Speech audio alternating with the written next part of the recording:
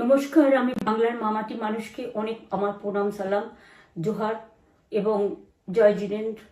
আমি সব কিছু জানাচ্ছি। সত শ্রী আকাল জি। আপনারা সকলে ভালো থাকুন, সুস্থ থাকুন। আপনাদের প্রতি আমরা খুব কৃতজ্ঞ। এত রোদ্দুরের মধ্যেও এবং সব কিছু অত্যাচার সহ্য করুন আপনারা যেভাবে ভোট দিয়েছেন লাইনে দাঁড়িয়ে, আপনাদের কাছে আমরা খুব কৃতজ্ঞ। আমি আমার কর্মীদের কাছেও খুব কৃতজ্ঞ, যারা জীবনপণ লড়াই করে অনেক অত্যাচার সহ্য করে সেন্ট্রাল ফোর্স এবং এখানকার ফোর্স সবার যৌথ অত্যাচার সহ্য করেও টোটাল সমস্ত machinery government of India, prime minister, home minister থেকে শুরু করে পুরো গভর্নমেন্ট অফ ইন্ডিয়া এবং 19টা রাজ্যের বিজেপি নেতাদের এবং অর্থ ভাণ্ডার, শক্তির ভাণ্ডার, বন্দুকের ভাণ্ডার নিয়ে যারা বাংলার মানুষকে জব্দ করতে চেয়েছিলেন, জব্দ তারা কিন্তু ভোট বাক্সে হয়ে গেছে। আমি আপনাদের নিশ্চিন্ত করে বলতে চাই, যেটা টিভিতে দেখাচ্ছে এটা বিজেপি অফিস থেকে কালকে বেলা 1:08 সার্কুলেট করেছে এবং টাকা দিয়ে বলেছে যাতে এটা দেখানো হয়।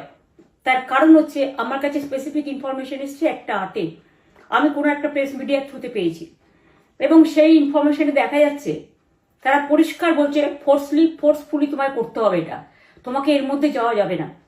কারণটা আসলে জানেন আপনারা, আমরা 230ও পেয়ে যেতে পারি, 226 ক্রস করবো 2026-এ। মানুষ যে বিপুলভাবে ভোট দিয়েছে, আমার তাদের প্রতি পুরো ভরসা, বিশ্বাস, আস্থা আছে। এবং ওরা কালকে এটা করিয়েছে প্রেসকে দিয়ে, তার কারণ গদি মিডিয়াকে দিয়ে, তার কারণ হচ্ছে ওরা তো আপনারা জানেন ইডি, সিবিআই, ইনকাম ট্যাক্স সবাইকেই চমকায় এবং সেন্ট্রাল ফোর্স যে ব্যবহার কাল করেছে এবং তাতে যে নতুন পুলিশগুলো অ্যাপয়েন্টমেন্ট হয়েছিল যারা আমার হাতে ছিল না, তারা ভীষণ মেয়েদের মেরেছে, বাচ্চাদের মেরেছে।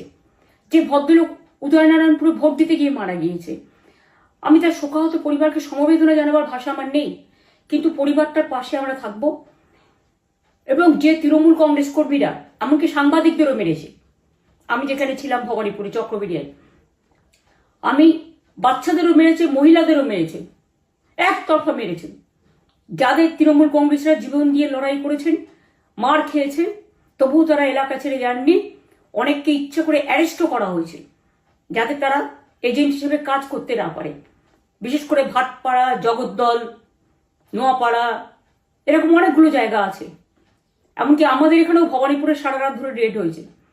আমি সারা রাত 2 দিন ধরে দুরাত ঘুমাইনি।